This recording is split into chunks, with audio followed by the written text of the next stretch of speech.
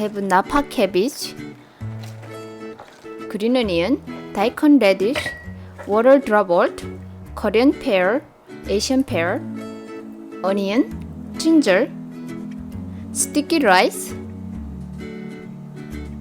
spicy powder, salted shrimp, apricot syrup, anchovy sauce, sea salt, sesame seeds, garlic. That's it. Soak rice for 3 hours and boil for about 30 minutes. Then let it cool before use. Next, let's cut our green vegetables. They give our kimchi a strong herb flavor that matches the cabbage well. Daikon radish give a sweet and tangy flavor to the kimchi.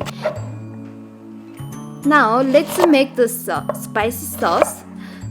We start with onion, which is very important for sour flavor.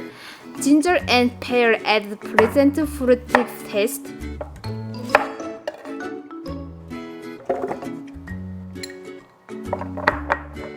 The strongest flavor of kimchi comes from garlic, salted shrimp, and anchovy sauce. Last is soft rice, which is the makes sauce little sticky.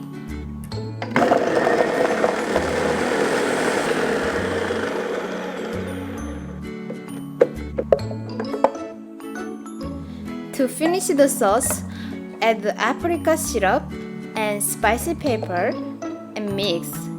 Kimchi has many different flavors. It depends on the ratio of ingredients and the fermenting style.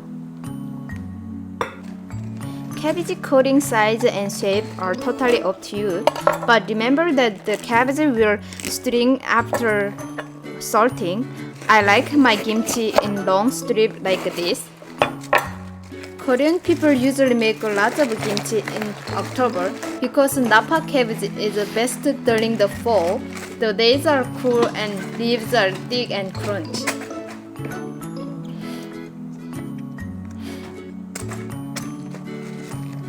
Wash it first to take off all the dirt, then salt.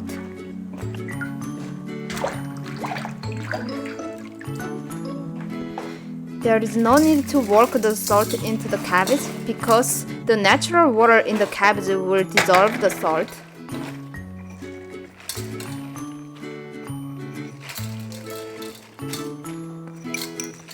And gently press. When the cabbage bends a little like this without breaking, then it is ready for the second wash. Now let's mix in the sauce. Don't use too much force, just massage like washing a small baby.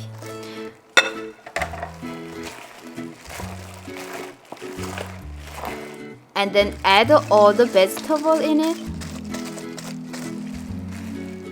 Stir the kimchi in a glass jar or airtight container and let it sit for a half a day at room temperature before putting in the refrigerator.